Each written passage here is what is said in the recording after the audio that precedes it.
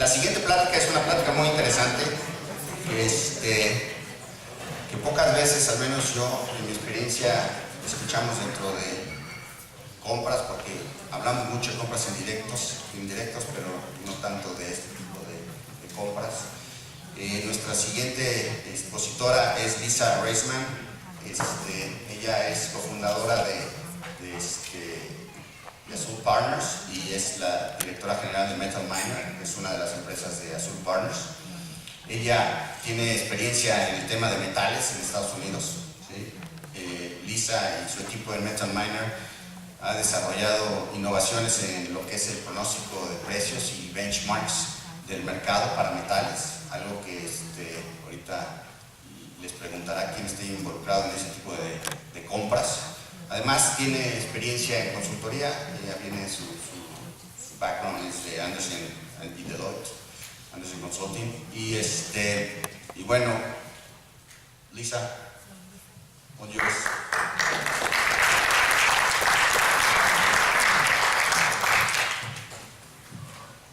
Buenos días, Javier. Thank you. Muchas gracias. So, it's not often that I speak with Jason Bush, who is also my husband. So, like you, I learned what we do. Hopefully, actually, that was really a joke. Just wanted to start by saying Mexico holds a place near and dear to my heart, and I would love to explain why. This is a true fact. So before I worked in consulting, I worked as an aluminum importer and exporter, a trader. And my very first deal was between a company here in Mexico called Productos Nicobre. Has anyone heard of it? Okay.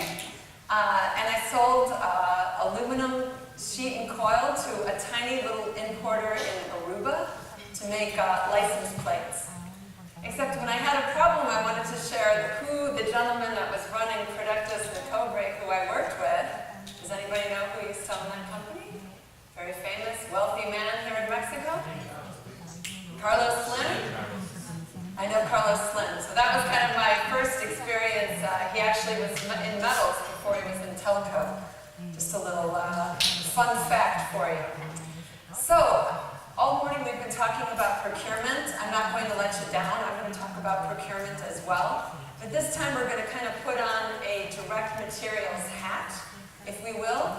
So I'm going to talk about metals because that's our background, but for those of you, I know I'm sitting with somebody at our table who's buying plastics and resins. Hopefully you can take the lessons that I'm hopefully going to share in commodities in general and be able to transfer it to the commodities that you buy. So we have two halves of the presentation. One will be more of a market outlook and going through the metals. Let's see if I can get this to work. Maybe not.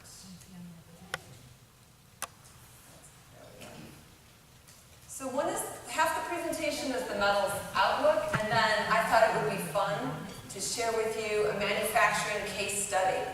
And the issue that we want to talk about is all of that price volatility that our friend, and I wouldn't say friend, but our president has created with the tariff situation. Just show of hands here now, so I know how many of you are manufacturers? Nobody. A few. More hands are going up. Okay. Hopefully we can share these lessons across the board. But interrupt me, and I think when I get to the individual metals, we'll try to go a little bit quicker through that, because a lot of you, it's not going to be relevant. Let's see if I can get this to... I don't know what I'm doing wrong. One more time.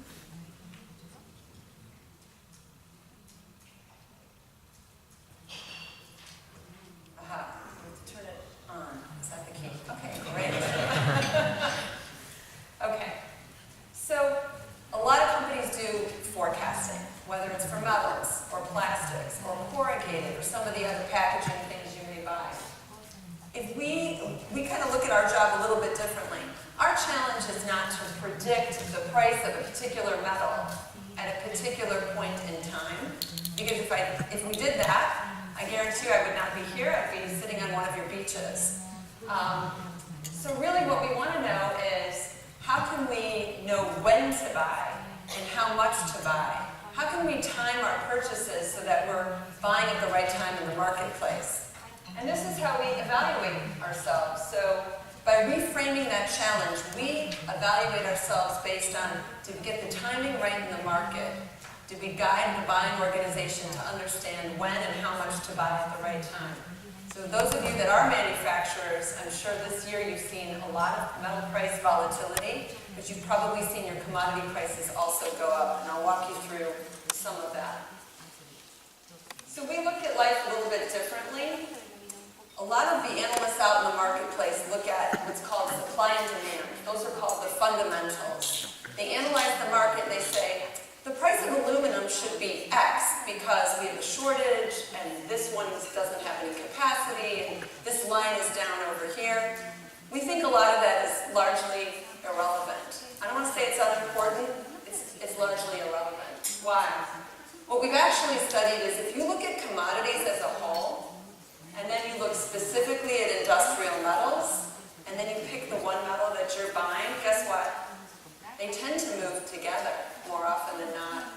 And so we study all of commodities, and we look at the relationship between what's happening in commodity markets because we know that impacts what happens in industrial metals. The other thing I'm going to share with you is just a very quick trick that we look at with regard to what's called price and volume. So here, for anybody who's trading metals or involved in purchasing metals in 2008, 2009, the Great Recession, you remember what happened with steel prices? Terrible. It went right up and then they crashed. Why did they do that also is looking at the relationship between how metals are traded on exchanges and how they translate to what manufacturers actually pay. So I'm going to walk you through that a little bit. And then I'm not going to lie, we do look at fundamentals, but only from a long-term perspective. That's it. It doesn't help us in the day-to-day so much. And that's not so important, and I'm going to breeze through a lot of this because I think some of the more fun stuff is around tariffs, and we can have a conversation around that too. Okay. You don't need to memorize this. It's not like my husband's charts, right? This is aluminum, just so you know. Here's all I want you to take away.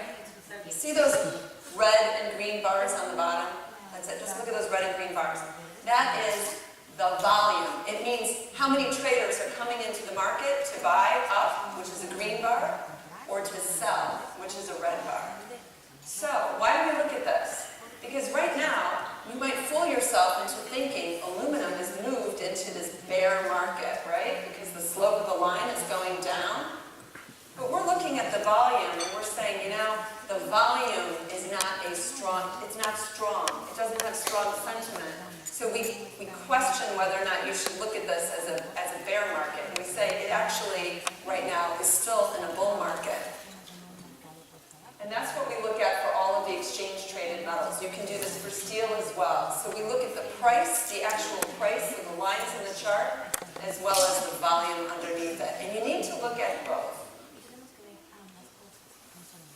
So I'm going to cover, as I mentioned, half my time just going through commodities in general, industrial metals. We'll do a little economic outlook, some of the things we're seeing, what some of the economists in the States are saying in terms of where the economy is headed. And then we'll dive into tariffs, and we'll talk about risk mitigation strategies that we're seeing companies deploy. And a lot of these companies, we work with two types of companies when it comes to Mexico. We either work with manufacturers that are sourcing in Mexico and or have operations in Mexico, but we also work with organizations that are just simply Mexican companies and have supply chains that are based in Mexico and maybe they export back to the US. So I'll try to wear both hats in all of this. It's important to know though that metals and commodities and all of that are global in nature, so what happens in one market can impact obviously what happens in a different market. So let's look at commodities quickly. This is the CRB Commodity Index, and it increased during most of this year, and it reached its peak in May of this year at 206. The index has fallen slightly then, and remains in a short-term downtrend. However, the bull market seems to still have strength. So let's talk about this a little bit. You might look at the chart here on the right and say, Lisa, that doesn't look like a very strong bull market. Look at what's happening over here. It's much higher. It's irrelevant what the actual level is. It's really what the trend and the direction is. So when we look at this, we say, even though you might not look at it and say, wow, that's a bull market,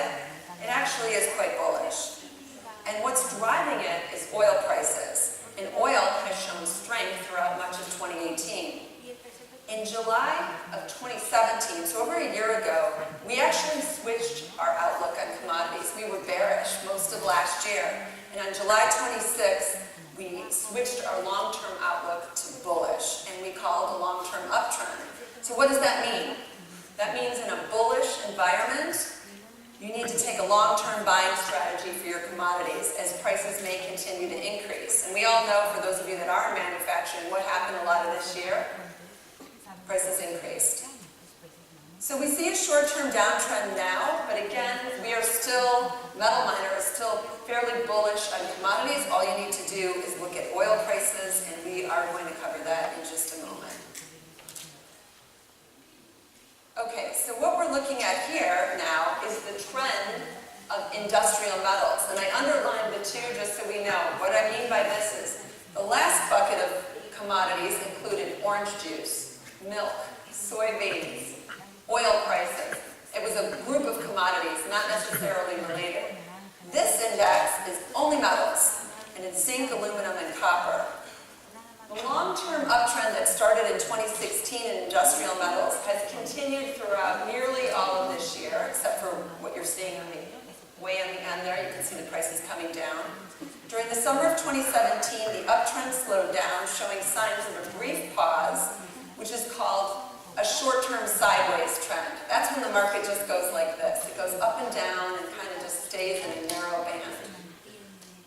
The index rebounded again and has increased since then, and this long-term uptrend is still in place despite this recent shift that looks more bearish. And again, what's the definition of a bull market? We have higher highs and higher lows. So in other words, nothing moves in a straight line, it moves in a jig-jag like that, and that's what we're looking at. So the price trend is still higher. Now, you might look at this and say, we're in a bear market. Look, the last year low is lower than the last low. We want to see a little more trend showing us that that's true before we would change our outlook. So that's why we're still bullish. Now let's look at the macro factors, because this is really important for a lot of you, even if you're not buying metals. There's three things that we look at, and I'll just lay them all up here. And for those of you that are visual learners, there you go. The US dollar has recovered from a short-term downtrend perspective.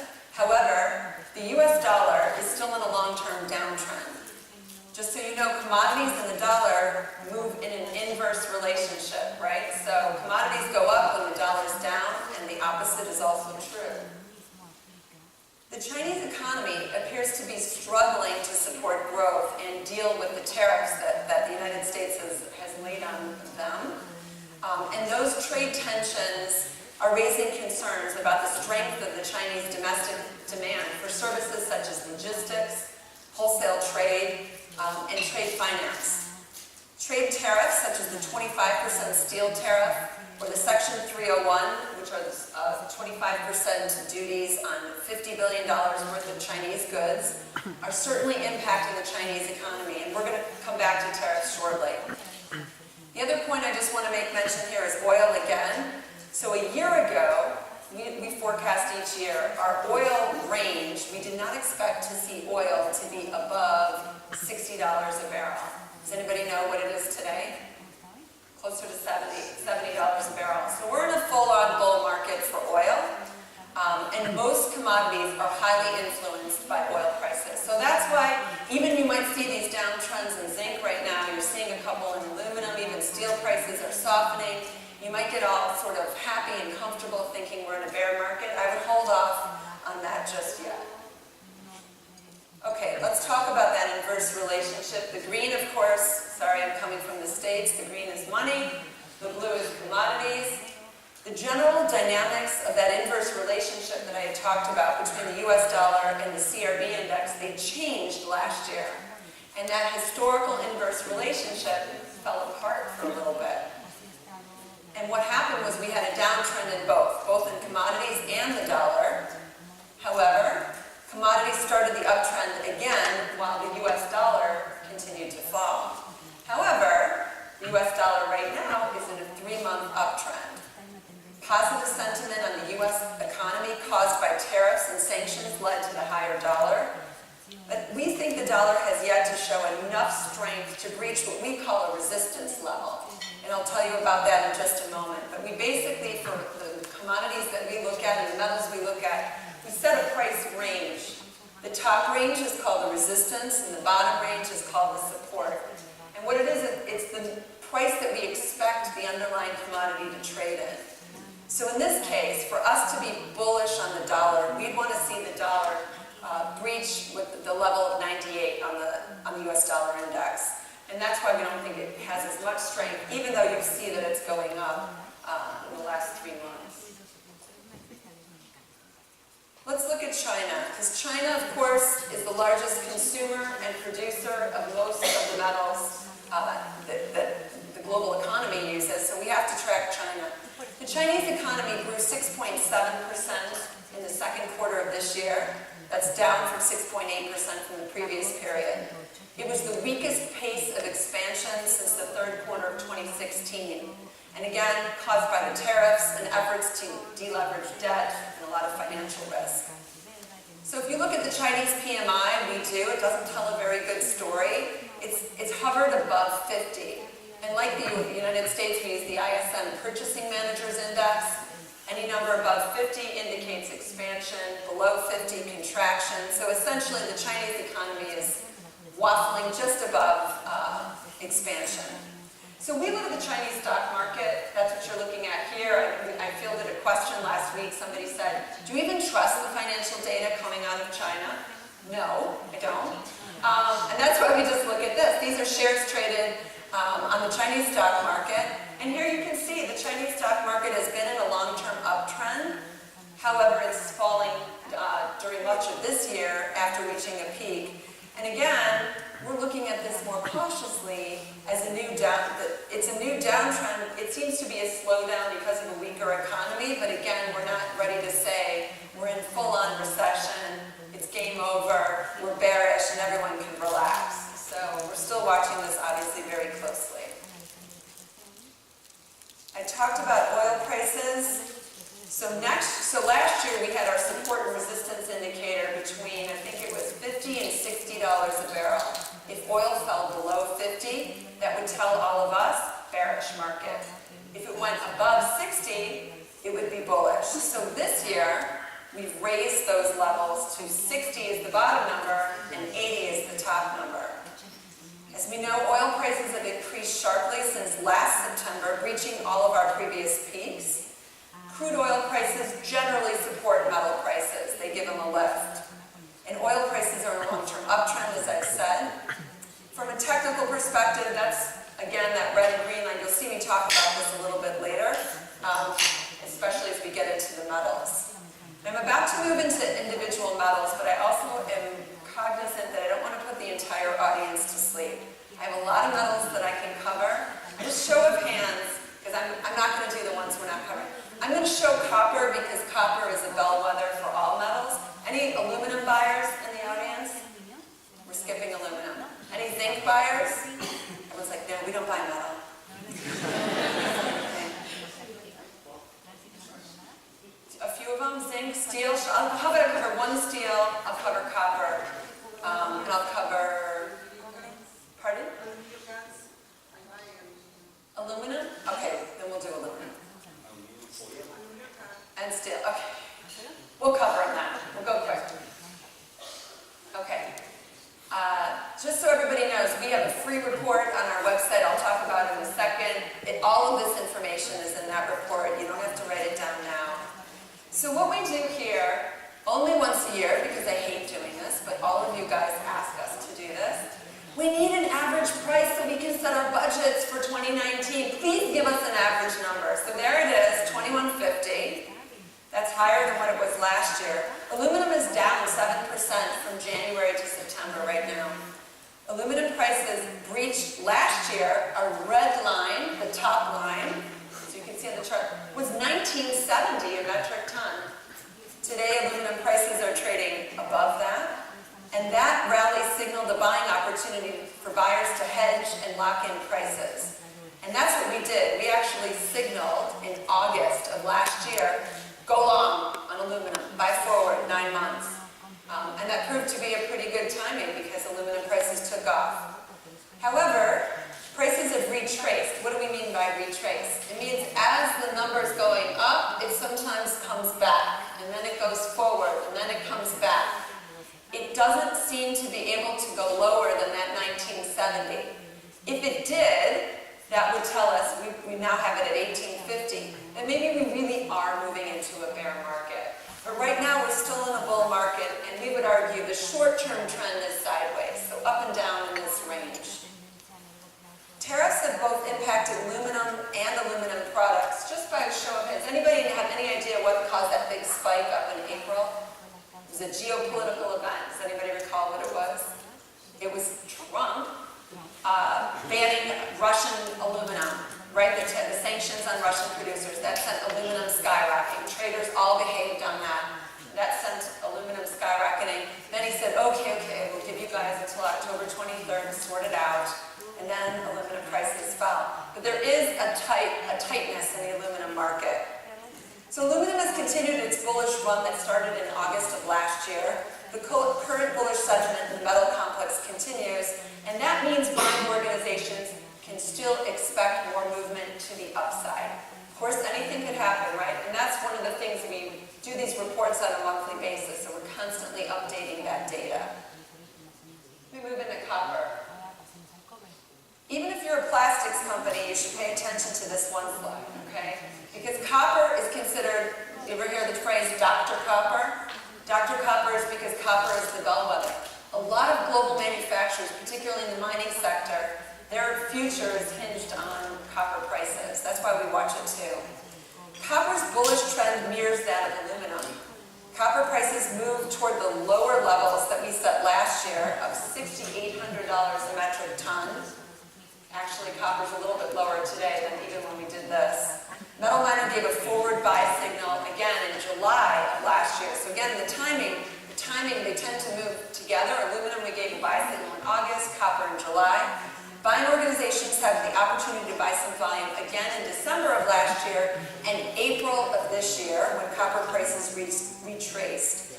These hedging or buying opportunities arise during, again, what we call a buying dip.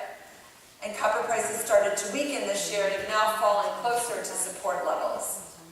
However, the overall trend still suggests a bullish outlook. In 2017, copper prices breached that psychological ceiling of $6,000 a metric ton, which is sort of the bull market kind of mindset, and they traded mostly above those levels. And I haven't looked at yesterday's, or rather today's first day of trading this week. I don't have any prices in yet. Based on September 2018 market conditions, that's why we set the price for next year at $6,600 a metric ton. It's not overly bullish, but still above that $6,000 floor. Any stainless steel buyers in the room? Steel from construction, but I don't know. We're coming to it. We're going to come to it. I'll come into cold rolled coil and hot dip galvanized that are used in both. So nickel is a key input for stainless steel if you're buying appliances, if your company's involved in manufacture of appliances, shipbuilding, etc. Nickel has been the strongest performer of all the base metals. And buying opportunities the buying signal for nickel came in December of last year when the base metal complex dipped in prices.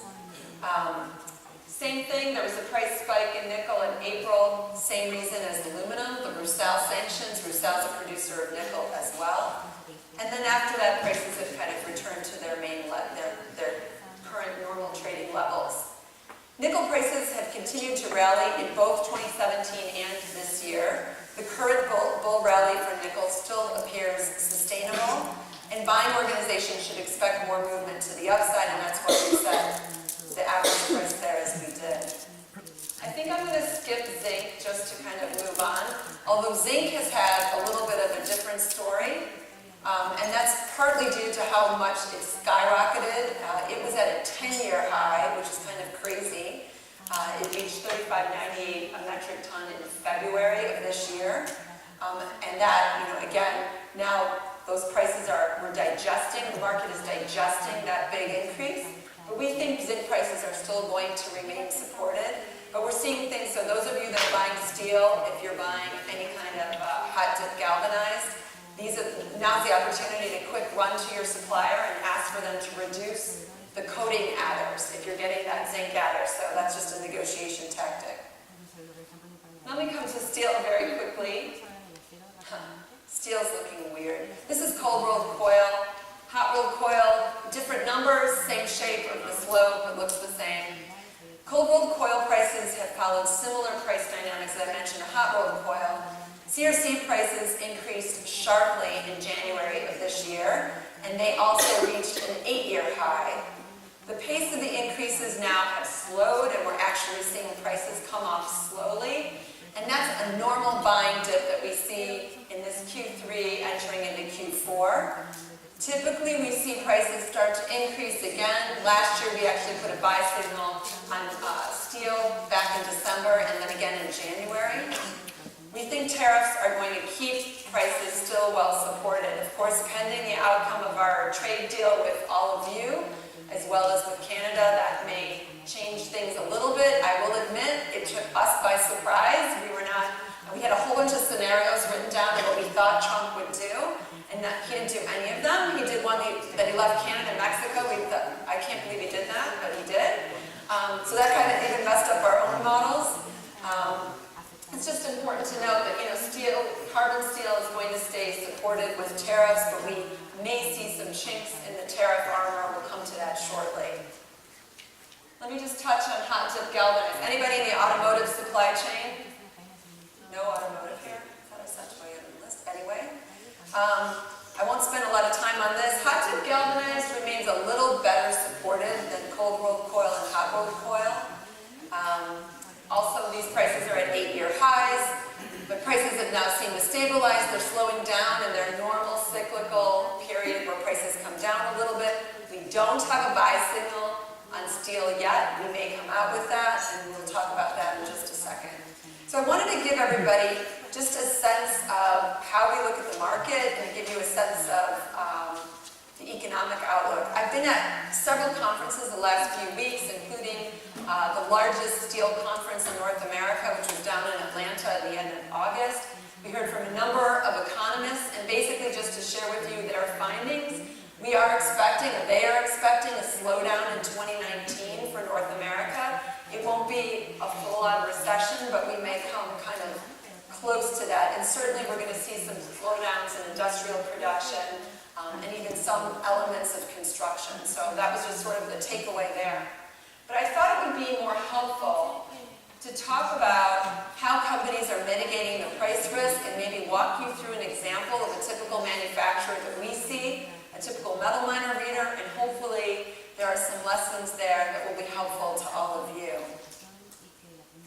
As you know, 2018 has been a very volatile year for those that are in manufacturing, particularly because of the tariffs, the political environment, and the pending potential. We've had a booming first half of the year and now a slower second half of the year. And so let's see if we can make this real, and I'm going to share with you a kitchen appliance manufacturer. Let me just kind of walk through this.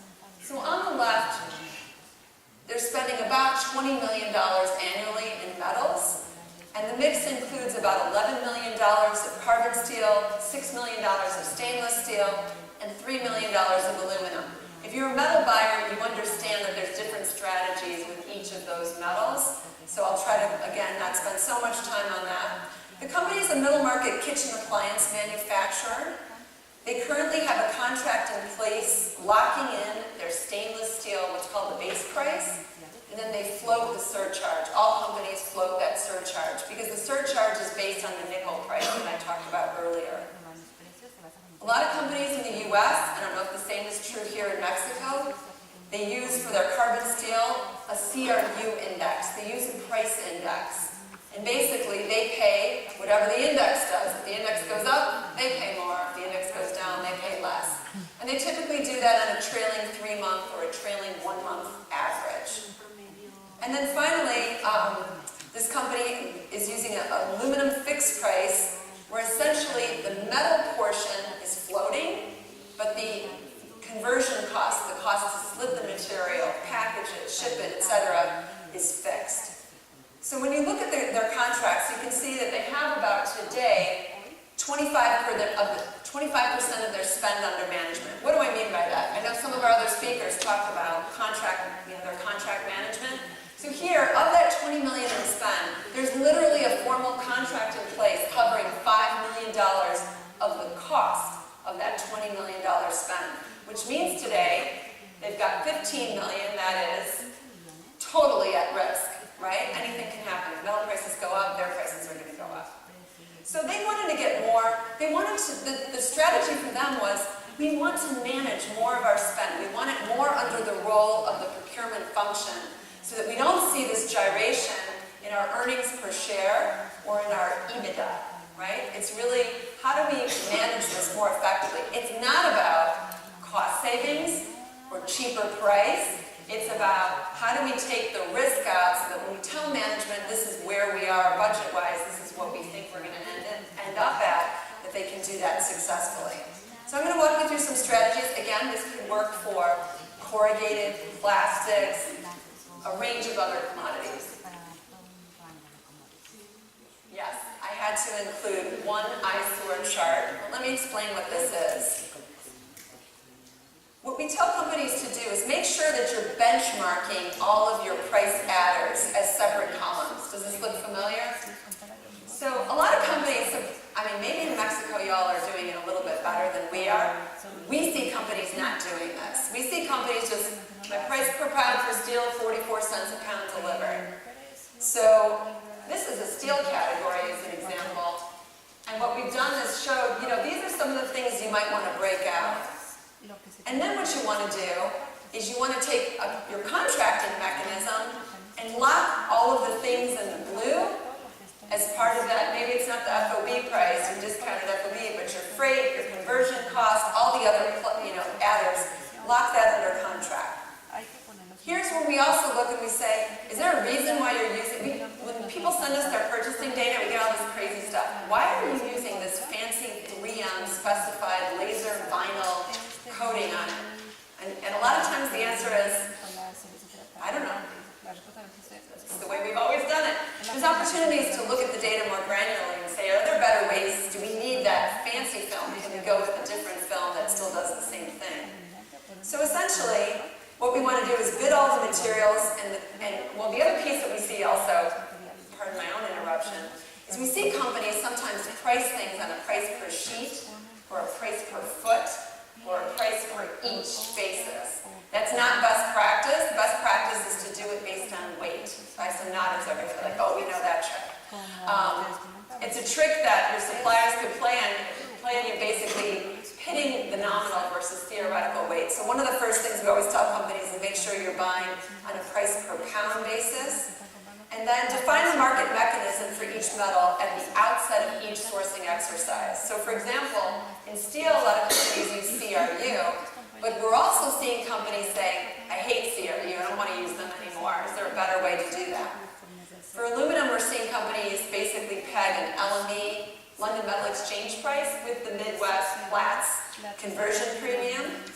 And stainless steel is a little bit trickier, but basically here you want to make sure that you've separated out your base price and that you agree on whose stainless surcharge you're going to use. This is kind of funny, but we actually know companies that buy stainless steel from, say, AK Steel, but they use the NAS surcharge as the mechanism for the adder, even though they're buying the metal from AK Steel. AK and NAS both publish surcharges. This is all publicly available data. Somebody studied and figured out that the NAS surcharge, on average, is a little bit lower than the AK Steel surcharge. So there's little tricks like that. So what you really want to do is lock up all the adders in your supply arrangements. We, again, see most companies don't actually do that. So if they did, how would our little company do? There's actually an additional $3 million that they could lock up under contract and get that risk off the table. So again, how do you do that? You're splitting out the value add from your metal, you're breaking out in greater detail those elements, and you're contractually locking those arrangements. Okay, but we have more to go. Companies want to do a little bit better. What's our next strategy? So here, this is a little bit self-serving. It's not important that you see the numbers. It's important only that you see the red arrows on the left. And the red arrows is part of those buying strategies where companies can buy in those price dips. And if over time you do that consistently, you're going to do better than the market. And we show this in this table, and I can share this with you afterwards. So the point here is even when we're in a bull market, you still need to buy the material that you need to keep your operation running. There are better and worse times to buy those metals. So there are still opportunities for the savvy analytical sourcing organization to play the market a little more strategically. If this company had done that under the metals that they buy and simply timed their purchases a little bit differently, they would have a little bit more under management, particularly if they locked in some of those forward buys, right? So if they had bought their aluminum and bought forward for 9 months, that would have been all locked in under arrangement. And so they were able to get a little bit more spent under management. Okay, and what's the last one? Hedging options. Hedging in North America, I'm not going to speak for Mexico, let me speak for the United States. A lot of companies go like this when they see hedging. We don't do that, we have a policy, we don't do that. We don't buy enough to hedge. We don't, no, I'm going to say you're wrong and you're wrong. You should and can take advantage of hedging. Hedging is a very good mechanism to lock in prices. Again, not to lock in when it's cheap, but to lock in when like, I know here's my sales price, I know that my purchase price is here. I don't care if it's at the bottom of the bottom. I'm locking in that margin. So there's a lot of different instruments you can use today. 5 years ago, for carbon steel, you didn't have many mechanisms to use. Today you do. You can contract using the hot rolled coil futures contract for CME, on the CME. You could use the LME steel scrap as a hedging instrument. You can use the heavy melt scrap contract in the CME. For aluminum, there's several options. The LME has a new all-in-one conversion. By the way, when I say hedging, I don't mean you're buying and moving metal in and out of warehouses. Right, exactly. You can buy the financial hedge to it, and you basically get out of the contract. There's brokers that can do that for you, and your first stop would be your Treasury Department and banks, your local bank that you work with. Do most, I would imagine your bank can do it. Santander and the banks down here all do this. Stainless steel is a little bit trickier, I have to admit. You basically have an LME, there's the only contract that's liquid, and what I mean by that is you can get in and out of the contract as you need to. Really only the LME nickel contract allows you to do that. And you'd have to be a pretty significant buyer of stainless steel in order to take advantage of that. So you're probably a multi-million, $5 million and over maybe. And in this case, because this buyer was a $6 million company, they did have an opportunity to look at the nickel piece if they wanted to. And that's how they were able to get a lot more of that spend under management. So let me share with you a couple more, just kind of reviewing some of those strategies. So the one we talked about first, breaking out, implement strategic sourcing best practices. I know Jason and some others talked about some of these procurement technologies that enable this. A lot of these, this is out-of-the-box functionality to put the adders in and customize that. There's all sorts, a lot of these folks here on this list can do that. And it's very important. Forecasting and making forward buys is a strategy that a company can use. We see more companies, well, we buy the 1st of October, we buy the 1st of January, the 1st of March. Why? Why do you do that? Well, that's what we always do, and it just gives us this regular quarterly cadence. Well, what if you shifted that? What if I told you that if you bought September 1st, you do a little better than you did on October 1st? That's what we're talking about here. And when I say forward buys, I also believe Six Sigma person. I don't mean shove your warehouse filled with inventory. That's not a good practice. But going back to your supplier and saying, hey, and for those of you that are buying metals here, a lot of these service centers are down here. They will lock in the prices for you and tell you, okay, you know that you're going to commit to us this volume. We'll hold these prices steady. So it's a real option. And then obviously financial hedges. So for those that don't currently hedge, you need a hedging strategy. So you need to crawl before you walk and before you run. So I won't even get into that now, so we're going to run out of time. So let me share with you kind of, the blue report in the middle is on the Metal Miner website today. It's free, download it. I think next year I'm going to charge for it. It's 30 pages long. It'll tell you everything you ever want to know about metals and then some. There's two other things that we do as a company. On the left, we do a monthly buying outlook. That obviously helps on a monthly basis. And we also have the first metal price benchmarking application. So we can benchmark the exact metals that you buy, the form, alloy grade, and size level. I just want to point that out, and it includes Mexican price points as well. So it's really strong for North America. All right, who's impacted by tariffs? Who's losing sleep over tariffs? Anybody? Just one person is losing sleep over tariffs. Sorry, you guys are lying out there. Let me talk about some of the things that we're seeing companies do to mitigate tariffs. So tariffs have been a huge risk for manufacturers in North America, across the board. If you're a U.S. operation, you have operations in Mexico, this has impacted you. So any of you that are, if you're sitting here doing that or shipping products in and out to the United States, you're impacted by tariffs. So here are 6 strategies we're seeing companies take. I've changed number 1 to be nice. It's called tariff code analysis. I've heard it called tariff code re-engineering. I assure you it is a legal practice. But basically what it is looking at the HTS, which is your Harmonized Tariff System codes, and looking at binding rulings to see, can you classify goods legally, perhaps differently? Now obviously for the last 3 years or 10 years, that's always been done one way. You can imagine now there's probably a lot of petitions filed for some changes, which is curious, right? So I'm not sure how effective the strategy it is, but we know companies are looking at that. Our good friend procurement, our good friend the Pareto rule, our 80-20 rule. We talked to a middle market manufacturer, has 2,000 parts impacted by tariffs. You cannot devise a strategy quickly for 2,000 parts. Of course, if you have technology and you're able to integrate your harmonized tariff codes inside your part descriptions, you may be able to do it faster. Create that 80-20 rule. What are the 20 parts? What are the 20% of the parts that make up most of the cost? Let's derive a strategy for that. Income term analysis, I'm not going to talk too much about that. That just has to do with your shipping terms. Again, a lot of you guys are trucking materials up, but make sure the duties only apply to the goods and not to that landed cost. There's no duty on the freight, it's only on the goods. Should cost analysis and modeling. Show of hands, who knows or does should cost analysis? Clean sheeting is another word for it. I see a few hands going up. Very effective in negotiations with suppliers doing should cost analysis. Again, I come to our suite of solution providers here. Many of them have should cost analyses inside of their source to pay. And of course, you can ask Jason which ones specifically. But using pricing models to understand what portion of total cost should the increase be applied to versus what it shouldn't.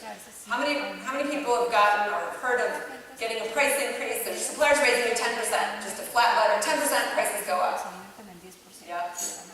You know what? Your negotiating power saying, oh, wait a second, let's take a look at that more specifically. And that's what the should cost and clean sheeting analyses allows you to do, right? Alternative country sourcing. I'm here to tell you, Mexico, you guys are going to be big winners in a tariff world. Maybe it's hard to see that right now, but I will tell you, North American and certainly your U.S. companies are looking at Mexico as if we were doing 80 in China, 20 in Mexico. Let's reverse that. Let's bring that closer here in Mexico, because Mexico will be under a trade agreement. I'm seeing nodding of heads that is happening. We're seeing, I think Mexico should be a very big winner in a tariff environment. We're also seeing U.S. companies look domestically. There are a lot of things that America no longer makes. We don't make it anymore, and so that may not be an option, which is why also Mexico is a great option for a lot of suppliers. That should be, and hopefully you're seeing it, a boon to your businesses. Let me share some additional strategies we're seeing companies doing right now. So, as you all know, indexing works great in a sideways market. It's okay in a down market, but it is not good in a rising market, because you're just paying that. You're paying that market increase. So we're seeing companies shift and not do indexing as much. We're seeing companies hold off on long-term buys because we see this pause in the markets and prices are falling, and so people are hesitant to commit the volumes at certain price levels right now. So I think we're going to see those contract negotiations run a little long. Seeing companies, I mentioned adding HTS codes, ingot and tolling arrangements. We're seeing all sorts of opportunities where companies are negotiating the metal and bringing it into the converter, and the converter is converting it at just a piece part price for that. And then the other thing I want to mention is aggregated buying groups is something I've never seen before. We've been approached by a big Fortune 500 company. Can you help us find other companies that are buying 5052 aluminum? We're not a big player, we're a medium player, and nobody's going to talk to us. There's a tightness in the market. This is the first time we've seen that, so we're actually putting a buying group together. How am I doing in time? Wrap it up? Okay. I'll be super quick. So this is just an overview of what we do. I mentioned kind of our toolkit. Some folks work with us just on the toolkit. In other situations, we actually we do workshops like the price risk mitigation workshop, showing companies how to reduce risk. And then in case Jason showed the list of our different websites, I just wanted to share with you kind of visually. There's a ton of free resources on Metal Miner. As I mentioned, the annual report. You can use that for your budgeting numbers. And that's it. I really appreciate everybody's time.